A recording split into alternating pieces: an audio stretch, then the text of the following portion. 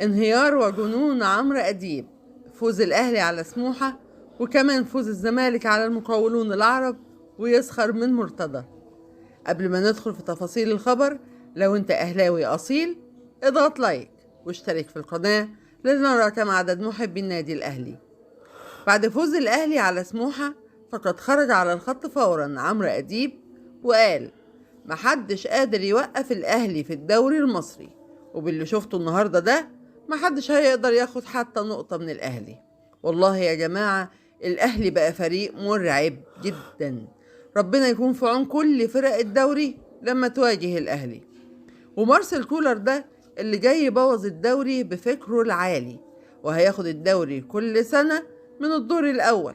وكهربا كل ما يقع في مصيبة ربنا بيكرمه ويسجل ويتألق. منك لله يا مرتضى، انت اللي خليته يوصل لمستواه ده.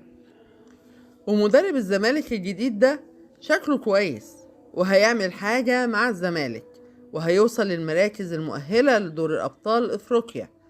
بس المسؤولين في الزمالك يبعدوا عنه ويسيبوه يشتغل بدماغه، ومحدش يتدخل في التشكيل.